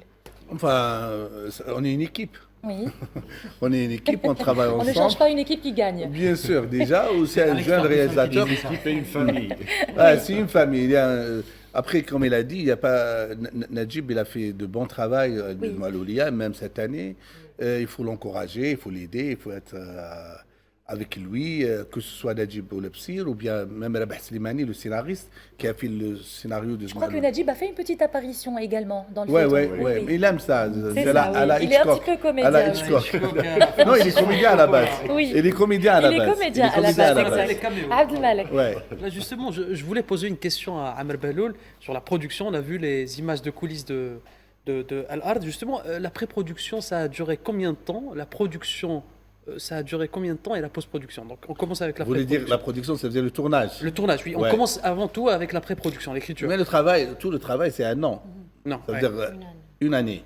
On a commencé par l'écriture dans un atelier. Ça vous a pris combien de temps, l'écriture? L'écriture, c'est pratiquement 6 mois. 6 mois, 7 mois, je pense. Et le tournage, les préparatifs, la préparation, c'est 2 mois. Après, le reste, jusqu'à la veille du mois de Ramadan, tout ça, le tournage. Le tournage. Ouais, 3 mois et demi. D'accord. Et la post-production, elle est toujours. Ça veut dire les finitions, l'étalonnage, mixage, montation, il est toujours. Et vous avez tourné des scènes durant le mois de Ramadan aussi? Non. On a le 27. Le 27. C'est le 27, c'est le dernier jour. Et la post-production? Toujours. Toujours en cours. Toujours en cours. Il vous en reste à peu près combien de temps avant de finir? Normalement, 10 jours. 10 jours, on finit. Mais c'est comme ça. C'est un retard quand même. Non, c'est pas un retard. Ça se travaille comme ça partout. Déjà, il y a des productions qui sont toujours en tournage. Mais pourquoi? Oui. Justement. Parce que c'est comme ça. On ne peut pas faire autrement. Parce que ça se termine le mois de Ramadan, on commence l'écriture, l'atelier, etc. Après, ça dépend. Peut-être on fait deuxième saison, on ne fait pas deuxième saison, on fait un autre scénario. Ça, c'est le brainstorming qui commence juste après le mois de Ramadan. Et c'est le temps physique pour arriver à un feuilleton, c'est comme ça. Et c'est partout, hein, même en Égypte, en Syrie, partout. Amer Bahloul de clôturer son feuilleton, on va dire 2 semaines avant le mois de Ramadan. Est-ce que c'est les sponsors? Mais c'est possible. Enfin, le sponsor, il fait partie. Ouais. Non, cette année, avec Samira TV, alhamdoulilah, tout est fait dans l'ordre, dans le temps. Sincèrement, c'est très clair. Mais après... il y a des comédiens qui jouent là, qui jouent là-bas. Sans oublier que Iman Noël, elle a eu un accident aussi pendant le tournage, ce qui a un petit peu freiné l'avancement des travaux. C'est pas, mais c'est physique, hein, parce qu'on ne peut pas faire autrement. Ou bien, je pense à l'avenir, ça va changer. Mais maintenant, jusqu'à même l'année prochaine, dans 2 ans, dans 3 ans, ça va rester comme ça. Et en 2030, Alors, tout à l'heure, Hassan Keshesh a dit quelque chose On fait de de très feuilleton. important. Alors, Nariman. Hassan Keshesh, tout à l'heure, a dit quelque chose de très important en parlant de l'image, du son, etc. Il a parlé de la musique. Et j'ai relevé justement ce qu'il a dit. On a un musicien avec nous qui m'a dit, juste avant de rentrer au studio, tu te souviens à qui? Je ne me rappelle du tout. Ben oui. Dans une série, dans un film, la musique est un acteur. C'est exactement ce que tu m'as dit. J'ai dit ça en fait parce que en fait, je pensais déjà, est-ce qu'on écrit un scénario en fonction des sons qu'on imagine, ou alors qu'on va d'abord imaginer une histoire, on écrit le scénario, on le fait lire au compositeur. C'est ça. Et après, c'est à lui d'inventer la bande originale. La base de toute intervention. Comment on procède? C'est le scénario. C'est le scénario. Il est donné Parce que c'est aux l'histoire. acteurs, aux réalisateurs, aux techniciens. Chacun fait son. On fait un découpage technique. Une première lecture. Et chaque département travaille en fonction du scénario. Donc le décor, ils vont proposer les accessoires, les costumiers, aussi le réalisateur avant tout, bien sûr, va faire son découpage, son storyboard. Et qu'est-ce qui a fait la différence par rapport à la dernière production de l'année dernière? Parce que vous avez reconduit à peu près la même équipe. La même équipe. Ouais. Réalisateur et casting. Il y a eu quand même, tout à l'heure, ma fille, elle m'a fait une bonne réflexion, Wissal. Merci ma fille. Elle m'a dit, Hassan Keshesh, elle vous adore, d'abord. Elle m'a dit, mais ça change complètement du personnage de l'an dernier. Vous étiez méchant, fouettard et tout. Et cette année, vous êtes l'intello, gentil, sage. Vous êtes tombé de haut ou c'est plutôt le contraire? Non, c'est l'intérêt, je ne sais pas, parce qu'il ne faut pas se répéter aussi. Il ne faut pas jouer toujours le même registre. Qu'est-ce qu'on va apporter? Non, mais c'est l'incarnation de personnages. Les personnages demandent ça. Vous parliez tout à l'heure de la musique. Si vous avez remarqué... dans le feuilleton L'Art, on a fait un peu de Gasba, je ne sais pas. C'était authentique, ouais. Trap. Avec le style Ousmou Trap. C'est qui a signé la BO à l'Art? Gasba, c'était la musique de Germony. Dans les sons, etc. Parce qu'on voulait vraiment rester dans la campagne, dans notre histoire, l'héritage, le patrimoine. Parce que si on fait notre musique différente, très bien. Ça colle pas. Franchement, vous avez redonné vie au blues algérien au moment où vous parliez de la terre. C'est dans le mille. C'est ça, exactement ça. Et ça, c'est parce que l'inspiration, elle vient de scénario. C'est-à-dire, si tu lis le scénario, tu trouves, voilà, tous les conflits qui existent, c'est par rapport à la terre. Et ces conflits-là, ces gens-là, ces gens de la campagne, c'est des gens qui ont une relation directe avec la terre. Complètement. C'est-à-dire que ce n'est pas les mêmes problèmes de la ville. Ça veut dire même les sonorités. Les sonorités, c'est si tu vois par exemple les ambiances, tu vois les ambiances des moutons, des ambiances des pastorales. Ouais, c'est ça. Exactement. Mais cette vie-là, c'est l'environnement en fait. Mais cette vie-là, il faut la reproduire aussi avec la musique. Alors, et c'est la musique de Gasba, de S.L. Jalmouni, etc. Ça marche très très bien. Alors, il y a également les productions comiques cette année. Est-ce que vous avez suivi quelques productions de comédie ce mois béni de Ramadan? Entre autres, La Gazette, je pense. La Gazette qui est en train de connaître un franc succès. Il y a Temosha aussi. Est-ce qu'on peut en parler aujourd'hui? Rbaha aussi, c'est comique. Oui, Iman. Si je devais faire une petite critique, c'est que ça reste toujours une ambiance très très très comique. C'est une Amina Lachtar. Elle est excellente dans son rôle. Et par contre, le fait qu'elle bifurque en tant que directrice d'agence, a un peu changé son personnage par rapport aux deux premières saisons. Ce qui fait qu'on a un peu de mal à suivre. Il n'y a plus de chute à Non, c'est-à-dire que le premier... Un rebondissement, on ne s'attendait pas à ce qu'elle devienne la patronne. Mais ça reste, parfois, c'est un peu redondant. C'est-à-dire que tous les soirs, il n'y a pas vraiment une grande différence dans les épisodes. Ça, il n'y a plus de chute. Oui, voilà. Première, deuxième saison, c'était parfait. Mais la troisième, on commence... C'est un peu... Et après le Batha, Hassan Keshesh, après le Batha, il y a les mêmes équipes. Je n'ai pas vu, mais je vais rebondir sur la question des saisons. Oui. C'est pas évident. C'est pas évident. Une suite, quand on fait une suite, C'est commercial ou c'est... Je ne sais pas. Des fois, Mais le public a demandé, c'est une décision, oui. Qui est prise par une production. Nous, par exemple, on était confrontés, est-ce qu'on fait saison 2 de... Dis-moi, Loulia. Mais qu'est-ce qu'on a dit? C'est ça. On avait la conviction que peut-être on a dit beaucoup de choses, peut-être... Mais on pouvait toujours. On pouvait toujours. Mais après, faire des brèches. Vous avez fait 2 saisons. 3 saisons. Exactement, oui. Parce que déjà, c'était à la base, c'était une histoire, c'était une très longue histoire. Ça veut dire on pouvait faire 2, 3, 4, même 5. Dès le départ, c'était pensé comme ça. Déjà, et la possibilité, et à l'écriture, les possibilités d'aller vraiment dans des saisons. Mais pour revenir, Madame Fatima, au sitcom ou bien à la comédie, moi je pense qu'il y a une différence entre la comédie et le drama. Le drama, c'est une histoire là où il y a une trame, il y a l'intrigue, il y a des vrais dialogues, etc. Mais la comédie, non. La comédie, l'objectif déjà, c'est de faire rire. Mais justement, cette année, on ne fait pas beaucoup rire. Non, mais après, on fait pas. Tu sais, c'est compliqué. Même Oui, partout dans le monde, oui. même partout dans le monde, il n'y a pas en même des temps, sitcoms on est qui qu'au font 12e rire. jour aussi, Maintenant, c'est le Iman, TikTok oui. qui fait rire On maintenant. ne peut pas juger Non, dès parce qu'on maintenant. s'est habitué au TikTok. C'est ça. C'est-à-dire pour faire rire dans une Les production, attentes sont plus grandes. c'est compliqué. C'était pas comme avant. Mais je pense qu'il y a un très très grand effort qu'ils ont fait dans Timocha. J'ai beaucoup aimé moi les interactions. Il n'y a pas vraiment une trame, mais c'est pas ça qu'on demande dans une comédie. Dans une comédie, on demande les situations. Il y avait des situations. Il y avait des très très belles situations. Moi, j'ai apprécié Timocha, où déjà j'apprécie beaucoup qu'est-ce qu'il fait Mzahem. Oui. Enfin, je ne suis pas en train de personnaliser. Tous les réalisateurs, ils ont fait des belles productions. Mais Mzahem, il a sa touche à lui. Il fait des choses comme ça. Et j'ai beaucoup aimé. Même le jeune Mahfoud qui a fait la Gazette. Nous a ramené dans un autre univers. Nous a ramené dans un autre univers extraordinaire. Ouais, c'est extraordinaire aussi. De réfléchir ça, de ramener les accessoires, etc. Mais moi, j'encourage ça. Parce qu'en fait, nous, on est là, on est en train de voir les choses.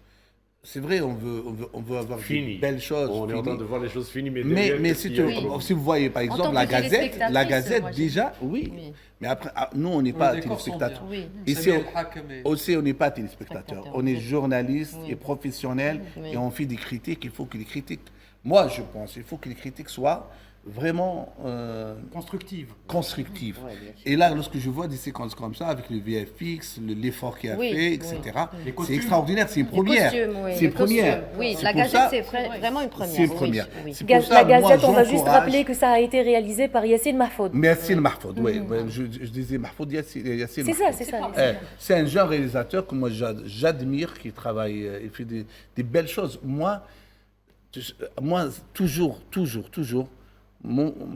j'encourage les jeunes, que ce soit Oulebsir, ou la Walid Bouchbah, ou la Mahsas, Youssef Mahsas, ou bien Oussama Koubi, qui a fait des belles choses, 11 ou même cette année. Bouchbah, c'est des jeunes réalisateurs. Il y a Driss Ben Chelnin, je pense aussi. C'est ça. Driss Ben Chelnin. C'est ça, c'est des jeunes réalisateurs qu'ils ont. Driss Ben Chelnin, oui. Oui. Enfin, on peut pas. Oui. Moi, mais ils ont fait des belles choses. Oui, moi, exactement. je les encourage. Après, c'est toujours ça. Après cette année, l'année prochaine, 3 ans, 4 ans, on gagnera des grands réalisateurs. Et vous nous direz dans quelques instants ce que vous pensez également d'Arba'a. Ça sera juste après la pub, les amis. Restez avec nous.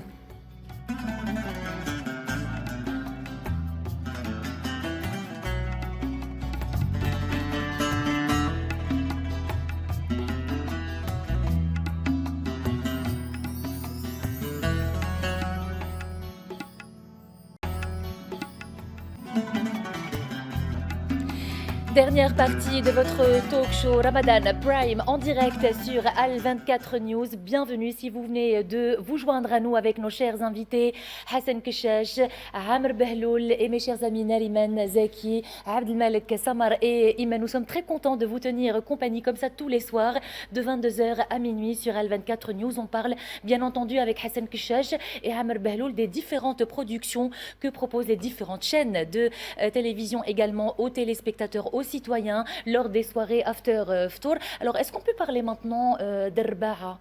Qui a vu Arba'a cette année aussi? Je suis à jour par rapport à Arba'a parce que je suis un peu proche de l'équipe de casting et donc j'essaie un peu de suivre ce qu'ils font. Je considère que c'est une réussite à tous les niveaux, hein, vraiment. Et voilà, parce qu'ils nous ont complètement entraînés dans autre chose. C'est entre le Batha avec ses saisons précédentes, bien sûr. On est dans une autre folie, dans un autre type de délire. Nous allons rappeler Zeki que dans le Ba'a, il y a Nabil Asli. C'est à peu près ce qu'on disait tout à l'heure. C'est le même staff. C'est toujours les mêmes. D'accord. C'est un staff. Est-ce que Yasmina Abdelmoumen a joué avec eux? Non, cette fois-ci. Cette année, non, d'accord. Peut-être qu'elle était occupée avec son duo avec Kamal Abdet, que je trouve particulièrement intéressant aussi. Non, elle était avec Temoucha et elle a aussi un petit truc, un petit sitcom avec Abdet, Safia, exactement, et Abdelkader. Mais justement, c'est le même. J'adore les mimiques des acteurs. On voit, oui, tu l'as remarqué, hein, les mimiques des acteurs, et ce sont des mimiques, on sent que, bon, c'est vrai que ça fait naturel, mais on sent qu'ils ne sont pas comme ça dans leur vie. Et ils gardent en mémoire, justement, ils n'oublient pas de refaire les mêmes grimaces. J'ai perdu le nom de l'acteur, là, dans le Ba'a toujours. Hein. Le petit. Voilà. D'accord. Il a toujours cette habitude. Non, moi je suis le Ba'a, je suis l'Ard et sa fille. Alors celle-là, je l'adore. Et la Gazette? La Gazette, j'ai dû voir 2 ou 3 fois. Qui a aimé le générique de la Gazette? Moi, j'ai adoré. Ouais. Moi, j'ai adoré. Ça marche avec le décor. Hit the Road Jack de Ray Charles, ils ont fait un très beau générique. En tout cas, c'est Méziane Amish. Méziane Amish, et comment s'appelle la jeune artiste qui a chanté avec Méziane Amish? C'est Dalia Cheikh. Dalia Cheikh, exactement. Mais je voulais juste, pour être complet par rapport à l'histoire de Arba'a, je suis très content parce que on est complètement algérien. Hein, on reste dans l'écriture, dans l'interprétation. Il y a quelque chose de complètement impressionnant à mon avis quand on voit comment ils surfent avec les accents. La dernière fois, ils font l'accent de Annabas. C'est impressionnant. Adila Bendemerad qui renoue avec l'accent de Tlemcen. C'était beau, c'était naturel. Enfin, franchement, je prends un malin plaisir. Mais c'est intéressant de regarder les garçons comment même l'équipe. Abdelmalek, est-ce que les Algériens aiment la comédie noire comme dans le Ba'a, justement? Bien sûr, oui, bien sûr. Je dirais c'est une marque de fabrique bah maintenant. Oui. Et peut-être pour compléter les dires de Zaki concernant l'Arba'a, c'est vrai que c'est la même équipe avec le Batha, mais on n'a pas cette impression de déjà vu. C'est notre délire. On n'a pas cette impression de déjà vu, donc c'est vraiment magnifique avec l'Arba'a. Moi je suis Arba'a. Oui, c'est vrai. C'est ce que disait tout à l'heure Amr Behloul, un producteur ou un acteur normal. Il est généralement pour le renouvellement. On ne va pas se redire, on va pas. Sinon, on va moisir. Mais bon. Sinon, pourquoi changer une équipe qui gagne? Ça, c'est vrai. Surtout si elle a la possibilité de progresser ensemble. Oui, c'est ça. Moi, ce qui m'a un tout petit peu dérangé, par contre, cette année, c'est les placements de produits. On a l'impression qu'il y en a beaucoup, les placements de produits. Il n'y a que ça. Ouais, ça m'a un tout petit peu titillé. Voilà. Mais après, mais sinon, Abdelmalek. Oui. Ok. Je sais ce que va dire Ahmed, mais je vous laisse parler. Allez. Non, mais sincèrement, moi aussi, je suis gêné par rapport à ça. Mais il ne faut pas oublier que les productions... Ça demande de l'argent. Le financement des productions, c'est des sponsors. Et il ne faut pas oublier aussi que cette année, il ne faut pas dépasser 12 minutes. Ça, c'est une loi. Il ne faut pas dépasser 12 minutes dans une heure. Alors, pour trouver l'argent... Pour sponsoriser un feuilleton, il faut au moins trouver d'autres solutions que, je ne sais pas, le truc publicitaire qui dure 2 minutes. On peut faire ça avec subtilité. Oui, il est dans subtilité. Je ne sais pas, moi, vous parlez de quelle production, mais nous, on a essayé d'être dans la subtilité. Je pense que... Parce qu'on ne peut pas, mais on ne peut pas faire autrement. C'est-à-dire, moi, j'aurais aimé qu'il y ait des financements, d'autres financements que le sponsor. Comme ça, on sera plus libre dans l'histoire, plus libre dans les placements. Et aussi, on sera moins contrarié par rapport à ça. Moi, j'aime pas ça. Sincèrement, j'aime pas ça. Mais franchement, moi, ça me dérange. Moi, par rapport à lui, moi, ça me dérange moins parce que j'ai pris l'habitude et après, je reste focalisé sur l'essentiel et après, bon, je vis avec ça. C'est ça. C'est devenu une habitude. On les regarde comme si qu'ils font partie du décor et puis oui, c'est ça. Mais c'est ça. Le but même du placement de produits n'est pas atteint parce que si justement vous les voyez tout le temps et partout, donc ils sont non seulement à l'intérieur des programmes, dans les émissions et dans les spots publicitaires. Donc du coup, ça fait un tout petit peu. Ça fait un tout petit peu. Mais normalement, mais moins que l'année passée. Non, mais je comprends.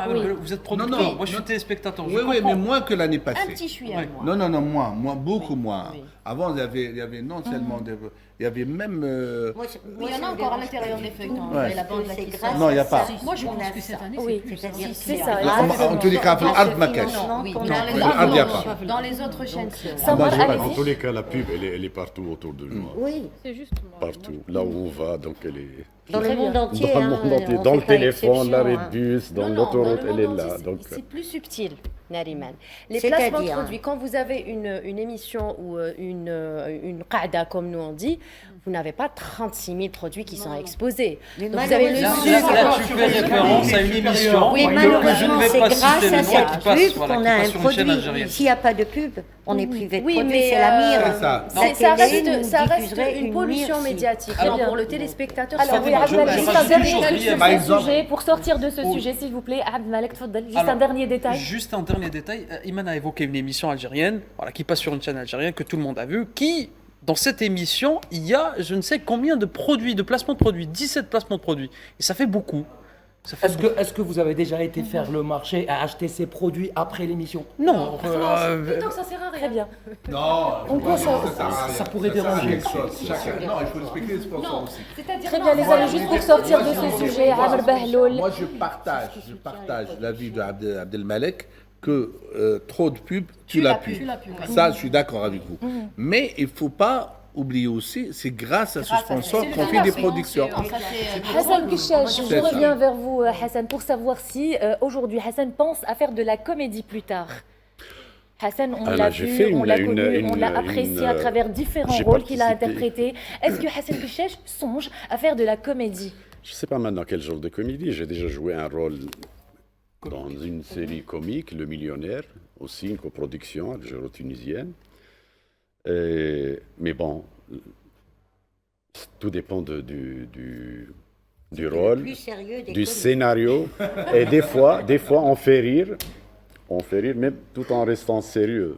Ça veut dire, c'est le paradoxe, c'est la comédie de situation. Comme Mr Bean, il reste sérieux, mais il fait rire.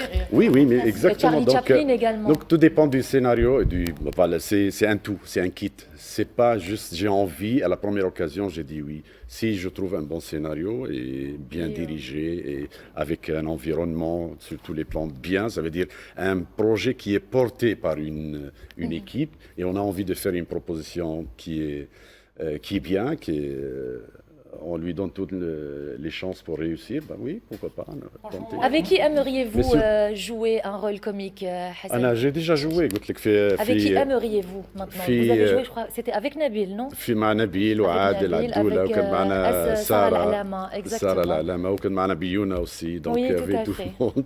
Et c'était pas mal, sympathique, donc un personnage différent, bon, malgré que ça ressemble un peu à la Casa des Papel, en tout cas, mais à l'algérienne.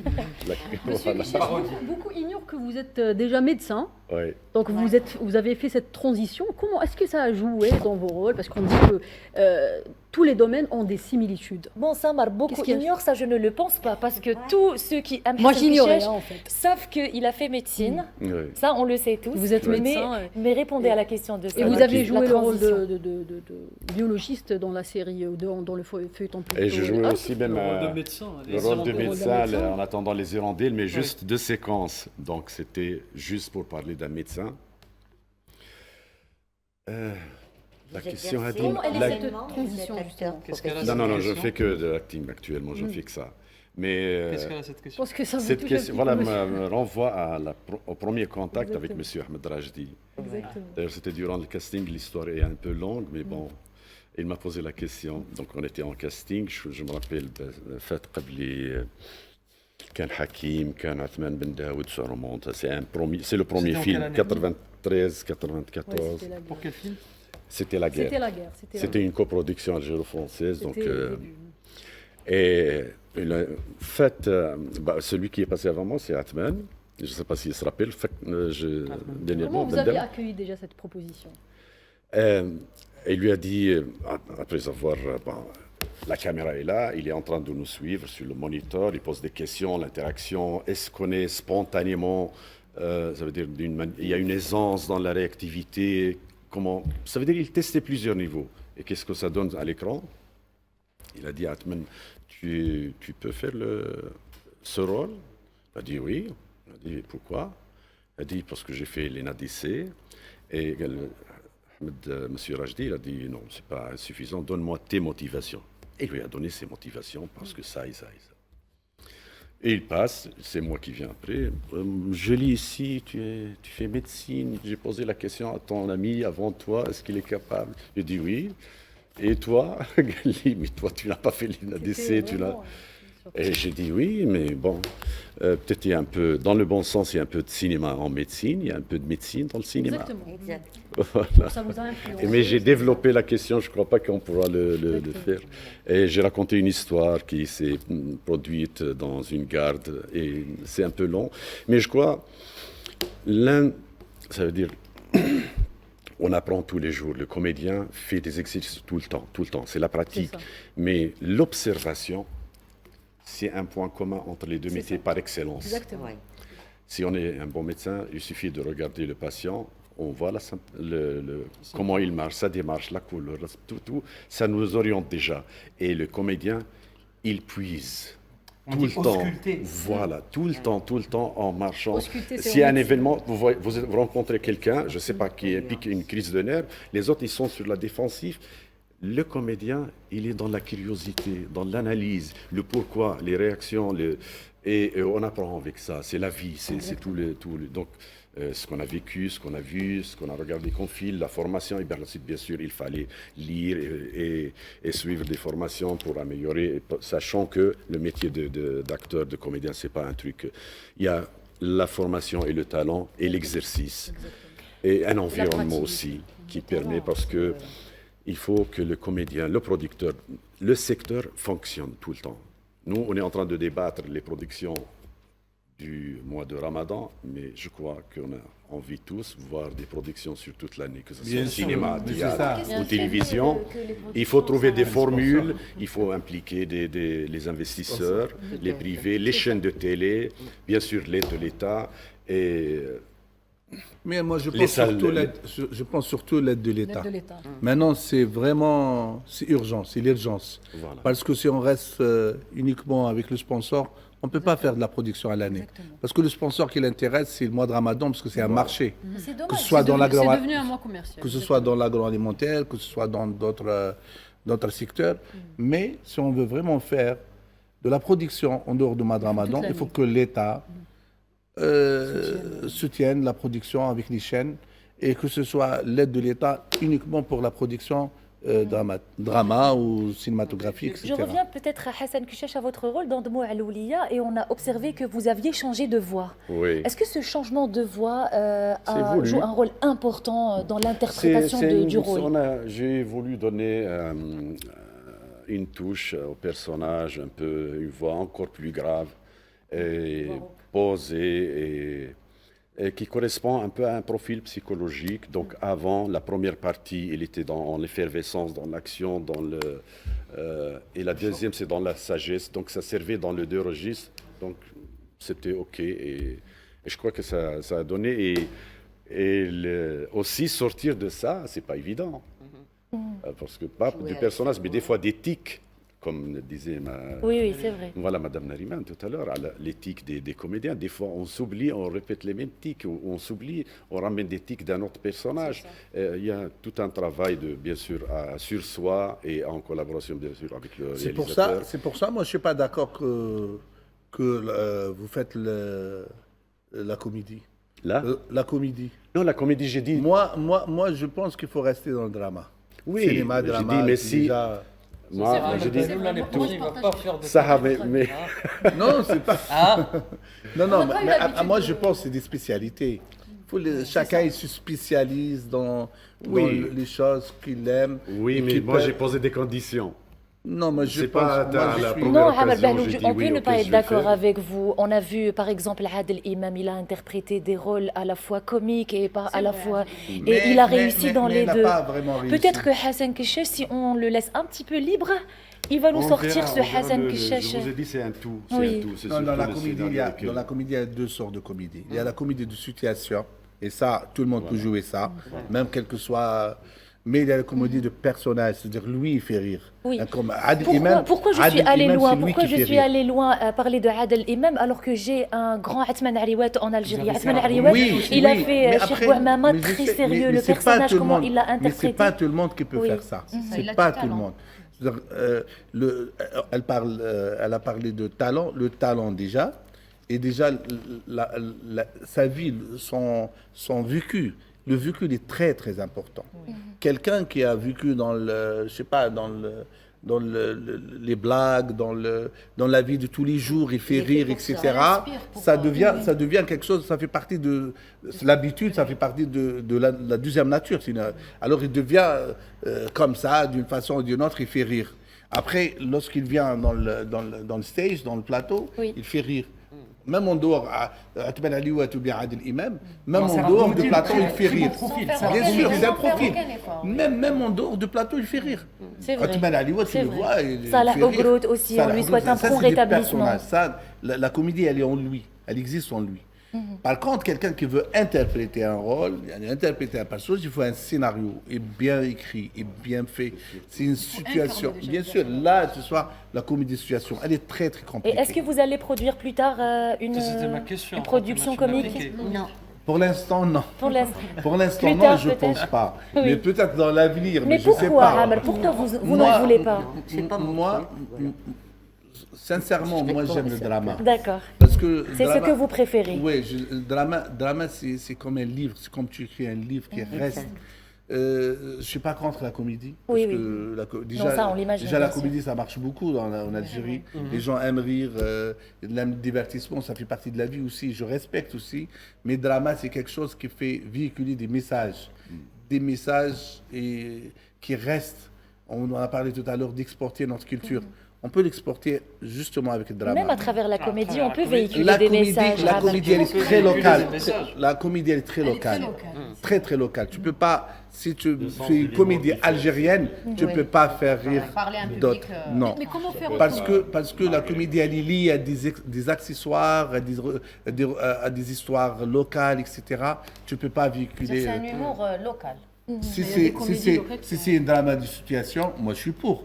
Mais si c'est un drama très léger comme ça, enfin je ne suis pas contre, mais moi je le fais pas. Amel Bahlouj, s'il vous plaît. Tout à l'heure, alors, vous étiez en train rapidement, de parler, parce qu'il nous reste 3 minutes. Rapidement, Zaki. 30 secondes. Tout à l'heure, vous étiez en train de parler, on regardait les images du tournage, c'était très beau. Après, il y a des prises énormes. Est-ce que ça ne vous donne pas envie de faire du cinéma, tout simplement? Rapidement, oui, Amal, mais le cinéma, je fais le cinéma. Prochain film?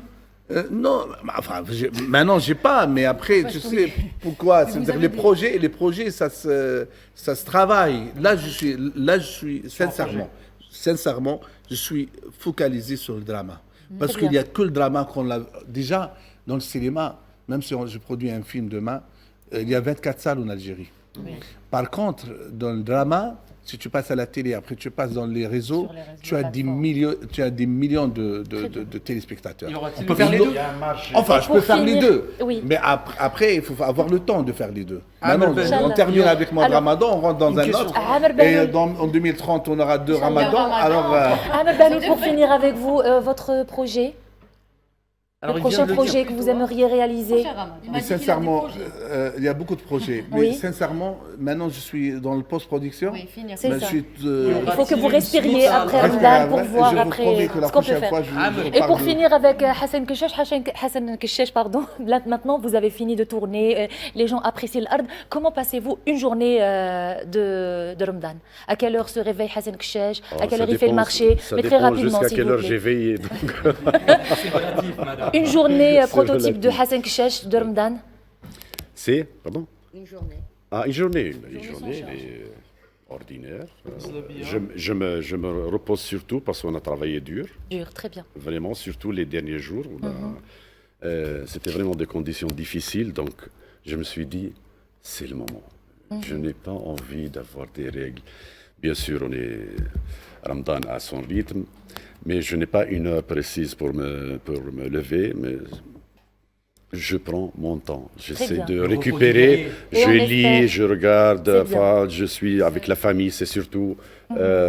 Vous donnez du temps pour voilà, vous reposer. j'ai envie de recharger les batteries. C'est surtout ça. Merci beaucoup Hassan Keshesh d'avoir été des nôtres ce soir. On a beaucoup apprécié votre présence sur le plateau. Merci infiniment Amr Bahloul. On a beaucoup apprécié également votre présence. Merci beaucoup les amis. On se retrouvera demain inchallah à partir de 22h, toujours en direct sur Al 24 News avec un nouveau numéro de votre talk show Ramadan Prime. Passez une bonne fin de soirée et Saha Sahorkom. Au revoir.